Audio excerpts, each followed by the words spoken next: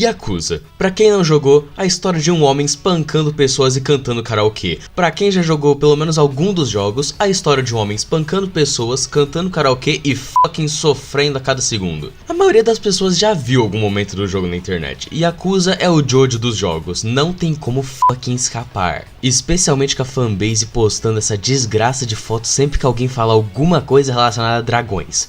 Por que raios Yakuza 6 tem tantas imagens promocionais assim? Confesso que eu cheguei nessa franquia mais recentemente, no ponto que quando esse vídeo está sendo feito, eu só completei o Yakuza 0, Kiwami, Kiwami 2 e ainda tô jogando o 3. Primeira vez que eu vejo o Kiryu feliz desde o começo do 0. Esse é meu primo de terceiro grau japonês, Kazuma Kiryu, protagonista da maioria dos jogos e alguém que saiu da Yakuza no começo do primeiro jogo, mas os jogos ainda tem esse nome. Bem, pelo menos tinha esse nome, já que a SEGA mudou o nome da franquia para Like a Dragon, que é o nome que os jogos sempre tiveram no Japão. Então, até que faz sentido. Só que absolutamente ninguém liga e eu vou continuar chamando de Yakuza. Obviamente, esse vídeo vai ter um monte de spoiler, tanto da série quanto dos jogos da franquia. E se você simplesmente não liga e quer desconsiderar esse aviso, vai se f... Tudo que você precisa saber é que Yakuza foi lançado em dezembro de 2005 no Japão e setembro de 2006 no resto do mundo, pro PS2, desenvolvido pela Ryuga Gotoku Studios e publicado pela SEGA. Isso é algo da hora, você pode olhar a lista de franquias que a SEGA é dona e sempre vai achar um jogo que você não esperava. Tipo, eu não fazia ideia que eles eram donos de Shenmue e Bayonetta, what the fuck. O jogo teve um sucesso moderado, fazendo com que Yakuza 2 fosse lançado apenas um ano depois. Como eles fizeram isso? Reutilizando absolutamente tudo que eles podiam do Yakuza 1.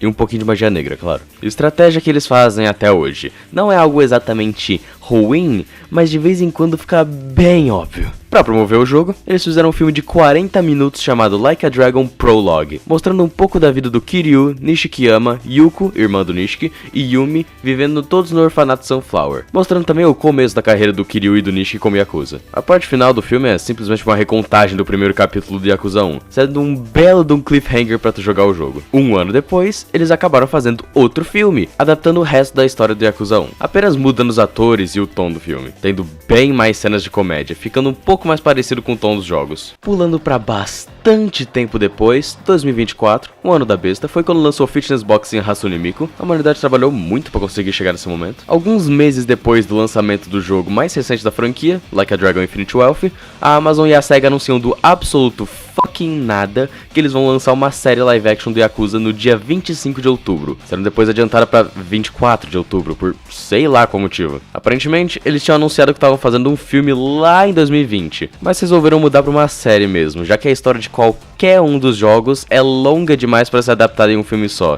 de forma boa pelo menos. Foi anunciado bem rápido que a série estaria fazendo uma história baseada no Yakuza 1, mas sem adaptar 100%, eles queriam fazer algo mais original, coisa que deixou uma pá de gente reclamando. Mas eu, pessoalmente, não vejo problema em uma adaptação mudar coisas do original. O live action de One Piece tá aí pra comprovar que isso pode ser algo bom. Os primeiros atores que eles revelaram foram, obviamente, do meu mano Kiryu, sendo interpretado pelo Ryoma Takeuchi, e do gostoso do Nishiki, interpretado pelo também gostoso Ken Tokaku, com o dublador que faz a voz dele em inglês sendo o Johnny Young Bosch, que caso você não saiba é o mesmo dublador do Ichigo de Bleach, Nero de Devil May Cry e Zuko de Avatar. O cara é impressionante. O que me surpreendeu foi o fato de que eles não fizeram tantas coisas. O máximo mesmo foi o Ryoma sendo Kamen Rider em Kamen Rider Drive, o que é uma pena, eles são ótimos atores. A RGG Studios fez um puta trabalho pra promover a série o máximo possível. Botaram os jogos em promoção, lançaram merchandising nova que ficou absolutamente horrível, que porra é essa, e até colocaram pela primeira vez um jogo deles no Switch, sendo o remake do Yakuza 1, porque foda-se qualquer outro jogo. Esse port de Switch acabou sendo bem decente, mas tem umas partes de luta que dá uma lagada tenebrosa, especialmente na segunda luta do Shimano, que tem 1000 caras te atacando de uma vez. E finalmente, depois de meses de espera, tava quase invadindo a Amazon pra lançarem logo esse treco, a série lançou os primeiros 3 episódios em 24 de outubro e com os últimos 3 vindo uma semana depois. Primeiras impressões que eu tive...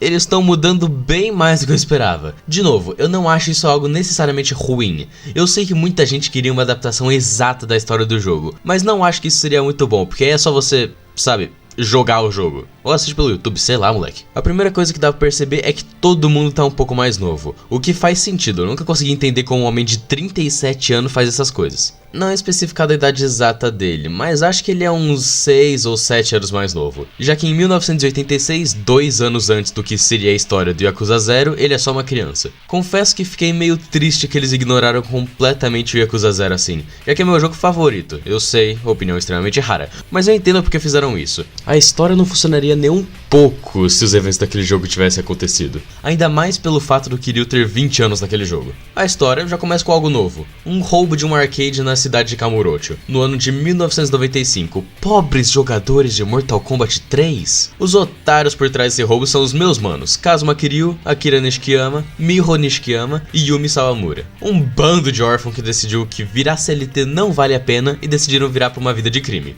Mas quem diria? O arcade era um negócio da Yakuza, então o cafetão, Sorei Dojima, quer botar esses pirralhos pra trabalhar numa escala 9x-2 pra ele. O dono do orfanato que esses manos vivem, e pai adotivo deles, Kazama, chega lá, pede desculpas, conversa, o Kiryu quer se juntar à Yakuza, luta e é oficialmente da família Dojima, junto com o Nishikiyama que entra depois. Se você não viu a série ou jogou qualquer um dos jogos, você provavelmente vai ficar meio perdido nesse vídeo, mas eu vou explicar o melhor possível, mas só pra esclarecer, eu não tô fazendo um resumo da série ou algo assim, só dando a minha opinião mesmo, porque depois de todo evento histórico, todos os especialistas perguntam, mas o que o Bruce pensa?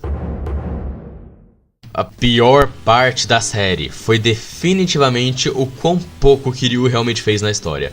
Na maioria do tempo ele tá sendo arrastado de um lugar pro outro pelos outros personagens, especialmente 2005. A história fica alternando entre o ano de 1995, onde tudo era mais feliz, e o ano de 2005, depois do Kiryu ter passado 10 anos na cadeia por aparentemente matar o patriarca da família dele. Engraçado que as legendas traduzem Kyodai pra irmão, mas deixa Oyagoroshi sem traduzir, que basicamente significa assassino de um familiar. Só pra você ter que pesquisar mesmo, vagabundo do caralho. Em 1995, Kiryu parece um cara normal, sendo até que feliz vivendo com o resto do povo, rindo e tal, é difícil de acontecer isso. Em 2005, ele é a bela de uma tábua. A única expressão dele é séria e ele só fala baixinho assim. Eu sei que passar 10 anos na cadeia deixaria um cara mais depressivo, mas puta que pariu, até no jogo ele era mais feliz. E olha essa cara de puto que ele tem a maior parte do tempo. Pelo menos ele consegue se divertir com coisas como karaokê. Sim, a coisa que todo mundo queria ver na série, o Kiryu fazendo algum minigame pra se divertir. Eu sabia que eles não fariam muita coisa nessa direção porque eles já tinham falado que a série seria algo mais sério, um drama policial normal. Além do mais, coisas como karaokê, boliche, sinuca são completamente opcionais nos jogos, então realmente eles não precisavam adicionar algo assim. Mas ainda é triste ver o Kiryu sem absolutamente nenhuma vontade de viver. Olha isso, não tem felicidade por trás desses olhos. A maior mudança que eles fizeram em relação ao Kiryu é também a mais controversa. Quando ele era pequeno, ele viu um lutador com uma tatuagem de dragão ganhando uma luta de torneio,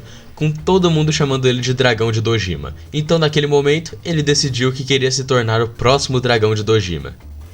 Isso é meio paia. Ok, eu sei que é só um detalhe pequeno, mas como raios deixaram uma criança entrar num lugar desses? Mas a mudança em si é que o Kiryu nunca quis ser chamado de Dragão de Dojima. Isso é só um apelido que o povo da Yakuza deu pra ele. Um apelido que ele só ganhou porque derrotou outro cara com uma tatuagem de dragão que fez o título pra si mesmo. E como o Kiryu disse, qualquer título que um homem cria pra si mesmo não vale nada. Mesmo que qualquer pessoa na cidade de Kamurocho que ouvisse esse nome se cagaria imediatamente. O Kiryu não usa o título como uma medalha ou algo assim. Ele nem se chama disso. Além do mais, isso vai completamente contra um conceito muito legal dos jogos, que é o significado de cada tatuagem. Não é algo que você escolhe, a tatuagem representa exatamente quem você é, e por isso é completamente única. Mas aqui tem simplesmente um cara com a mesma tatuagem do Kiryu. A parte triste é que eu não tenho basicamente nada de bom pra falar do Kiryu aqui. Em 1995 ele pelo menos toma iniciativa na maioria dos casos, e mesmo que ele ainda faça algumas coisas boas, como ter umas lutas maneiras e salvar a Haruka em 2005, ele parece mais um recorte de papelão sendo carregado pela cidade inteira pela Yumi.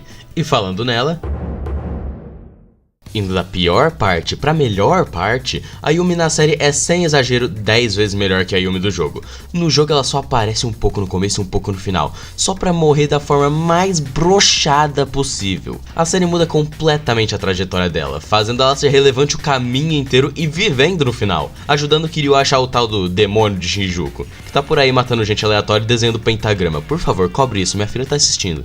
Assim como no jogo, ela vai trabalhar no Bar Serena, mas ao invés de ser um barzinho pequeno cuja dona é da hora, é a desgraça de um cabaré inteiro. Agora ela tá lá trabalhando aí com a Miho pra pagar o agiota. E na verdade age de forma bem realista, estranhando trabalhar nessa área no começo e tal.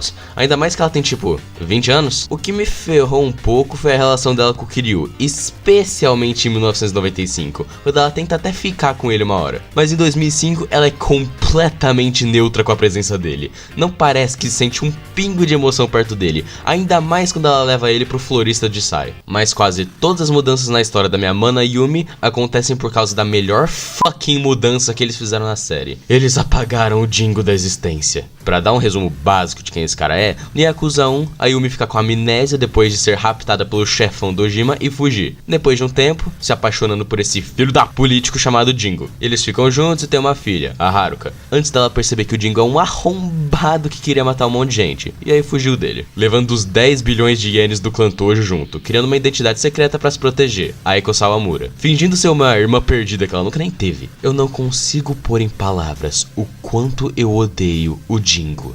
Esse mano só surge na história nos últimos capítulos do jogo e tem possivelmente a luta mais irritante dessa franquia inteira, especialmente no Kiwami, que ele e dois caras ficam metralhando você, te fazendo cair e ter que spamar A pra levantar. Em resumo, luta ruim. Mas agora que a série simplesmente apagou o cara da existência e a Yumi nunca teve amnésia, ela nunca ficou disfarçada como Aiko. Ao invés disso, ela realmente tem uma irmã chamada Aiko, que foi responsável por roubar todo o dinheiro, que aqui é da Aliança Omi, não do clã Tojo. Só que essa Aiko é a personagem mais irritante dessa série inteira. Eu sei que esse é o ponto da personagem, mas não é como se eles tivessem redimido ela completamente no final. A única mudança é que agora ela é um pouco mais chata no final e possivelmente morta, também tem isso. Como eu disse antes, eu ainda acho meio pai ela simplesmente arrastar o Kiryu pela cidade inteira, levando ele até pro quartel-general da Aliança Omi, onde eles falam com o chefão de lá, o Jingoda. A inclusão dele até que foi legal, porque nos jogos ele só aparece no Yakuza 2, sendo um dos 3 personagens realmente sensatos naquela história inteira. O problema foi o tempo limite que ele colocou no Kiryu e na Yumi pra acharem os 10 bilhões. Só um dia. Isso basicamente garantiu que a série seria curta demais, com várias partes faltando desenvolvimento maior, especialmente com alguns personagens que realmente poderiam ter tido mais tempo, como Kiryu, Kazama e a Miho. Miho é a irmã mais nova do Nishiki, que também é bem diferente nos jogos, já que lá ela só é mencionada e nunca aparece realmente. Além do fato de que mudaram o nome dela, que era Yuko. Infelizmente eles manteram uma coisa ruim dos jogos. Ela é uma personagem quase completamente definida pela morte dela. Enquanto ela estava viva, a única coisa que ela realmente fez foi sair com a Yumi para procurar a irmã dela em 1995. Logo depois ela fica doente. Ainda por cima, ela era a personagem mais feliz dessa série inteira, mas toda a existência dela serve para elevar a história do personagem mais interessante de se analisar, tanto aqui na série quanto no Yakuza 1. Se você jogou Yakuza 0 e Kiwami, dá pra saber bem fácil que a história do Nishiki é trágica. Toda a vida dele, ele foi comparado com Kiryu, nunca conseguindo sair da sombra dele. Tanto que aqui na série, é isso que faz ele entrar pra Yakuza e perder um dedo. Na história do Yakuza 1, quando o chefão Dojima rapta a Yumi, ele chega lá, mete o pipoco sincero e o Kiryu decide levar a culpa e ser preso pra salvar o Nishiki. Quando o Kiryu vai pra cadeia, a Yumi desaparece e a irmã dele morre. Assim, ele acaba focando em só uma coisa pelo resto da vida, subir nos rankings do clã Tojo, conseguindo até virar patriarca da própria família. Essa era a história original dele, bem simples, não dando muito contexto pra tudo, mas isso foi consertado quando lançou Yakuza 0, o jogo que focou bastante em dar atenção aos personagens mal utilizados do 1, como Nishiki, Shimano e Dojima. Um ano depois do 0 foi quando lançou Yakuza Kiwami, que adicionou flashbacks novos pro Nishiki, mostrando que pra irmã dele sobreviver, ele precisaria comprar um coração novo pra ela no mercado negro, coisa que obviamente custa uma fortuna, então ele implora pela ajuda do subordinado dele, mostrando que absolutamente ninguém respeita o Nishiki, nem mesmo o braço direito do Kazama. Quando ele finalmente consegue o dinheiro, o doutor queria fazer o transplante e simplesmente sumiu do mapa com todo o dinheiro, levando a Yuko à morte. Logo quando ele tá prestes a se matar, o subordinado dele volta, como sempre, menosprezando o Nishiki e a irmã dele. E essa é a parte que o Nishiki simplesmente desiste de ser uma pessoa boa, matando o cara com uma faca e usando o sangue dele pra deixar o cabelo pra trás. Ok, isso foi desnecessário, mas é só pra acentuar o quão lindo esse homem é. fé nos malucos. Essa história do Kiwami foi usada como base para a história da série. A diferença é que para conseguir o dinheiro, tudo que ele precisava é que o Kiryu perdesse no Coliseu, chegando no ponto que ele até tenta drogar o Kiryu no meio da luta, que acaba ganhando de qualquer forma, fazendo o Dojima perder uma fortuna. Ele fica completamente putaço com o Kiryu, mas acaba descobrindo que o médico que queria fazer a cirurgia era uma completa fraude. Agora ele fica se vestindo desse jeito aí, se chamando de Demônio de Shinjuku, simplesmente matando quem ele quiser. Infelizmente, a gente não tem o grande momento em que ele vira filho da puta. Ainda mais com o tempo curto da série, não teria como adaptar todos os momentos importantes assim. Além do fato de que, aqui, o Nishiki deixa uma impressão bem menor. Não só porque ele e o Kiryu ficam de boa quando se encontram pela primeira vez, e só no final eles estão putos um com o outro, como também aqui, o Nishiki não tem nem perto do nível de sass do original. O arrombado spawnou num funeral só pra dar esse sorrisinho pro Kiryu. Mesmo com a luta sendo mais acirrada aqui, eu preferi o confronto final deles no jogo. Não é como se ele se redimisse lá, mas pelo menos ele sacrifica pra matar o Jingo e explodir os 10 bilhões. Aqui ele só luta com o Kiryu, os dois acabam na cama no chão e meio que se entendem, antes do Nishiki morrer nos braços dele. Não tem nem perto do mesmo impacto, ainda mais que a Yumi e a Haruka não estavam lá pra ver tudo. Resumo da história, nunca confio no mano de cabelo pra trás, ele vai te mandar pra cadeia. Obviamente, esses manos aí não são os únicos personagens. O Kazuma passou a realmente parecer um pai de verdade pra esse bando de jovem com problema, e realmente se envolve na história, ao invés de ficar em coma por 6 capítulos do jogo só pra morrer pro fucking Shimano de todas as pessoas. Ele só não viu a bala chegando porque a careca do Shimano tava refletindo luz do poste. Aqui na série, ele acaba realmente vivendo, algo que eu não estava esperando. Então quer dizer que a gente não vai ter o Joe Kazuma no futuro. Por favor, o fato de que ele tem um irmão gêmeo foi um plot twist estúpido do Yakuza 3. Bem, ainda tem um homem que eu não mencionei nesse vídeo. O homem que todos adoravam usar no Yakuza 0. O homem que deu trauma em muitas pessoas no Kiwami. O homem que vai receber o próprio jogo em 2025. Que por sinal, tô bem empolgado por isso. Era algo que eu não tava esperando. E também é o homem que saiu da Yakuza pra fazer a desgraça de uma empresa de construção, mesmo não chegando nem perto de ser qualificado pra isso. Majima Goro. Esse gosto... desculpa. Esse delícia... desculpa. Esse ciclope com uma roupa que se fosse usada por qualquer outra pessoa ficaria absolutamente abominável, eu ainda quero usar, é o maninho da, adivinha, Yakuza. Olha o nome da série, presta atenção, moleque. Que começa a tretar com o Kiryu desde 1995. De novo, deixando ele bem mais jovem, já que ele também era jogável no Zero e tinha 24 anos lá. Aqui a história dele é bem diferente, já que tanto ele quanto Saejima, irmão jurado do Majima, parece um mendigo, eu sei, são membros da família Dojima, ao invés da família Shimano. Realmente tiraram tudo de interessante que esse homem tinha. Outra grande diferença é que ao invés do Saejima ir pra prisão, ele simplesmente fucking morre. Eu fiquei genuinamente muito chocado quando isso aconteceu. A Amazon vai ter que rezar pra série não chegar até o Yakuza 4, porque eu realmente não sei o que eles fariam sem um dos protagonistas daquele jogo. A minha tristeza é, depois do Majima quase meter bala no Kiryu e no Nishiki, ele some da história até o finzinho do último episódio, onde ele só chega com a roupa clássica dele pra espancar todo mundo que ele vê mesmo. Eu até entendo ele não ter muito tempo de tela, já que o Majima foi só realmente ficar extremamente importante no Yakuza 0 e no Kiwami. Antes disso ele até que era importante para algumas das histórias, mas nem perto de como ele ficou depois. Pelo menos esse Majima tá bem fiel, mandando até um Kiryu-chan no final, que a legenda em inglês traduziu pra Kiryu Baby, algo que eu acho extremamente interessante. Depois de tudo isso, o que eu acho da série?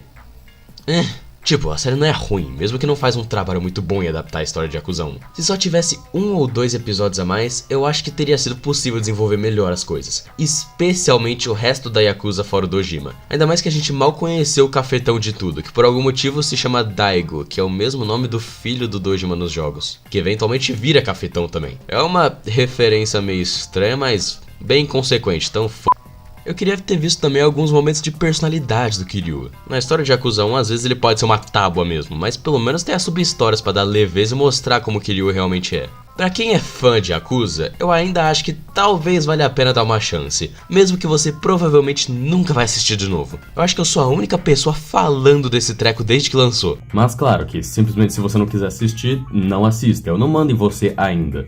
Então, se me dá licença, eu tenho mais 5 jogos de Yakuza pra acabar fora os spin-offs. Isso quer dizer que, pelo próximo ano, eu não vou viver.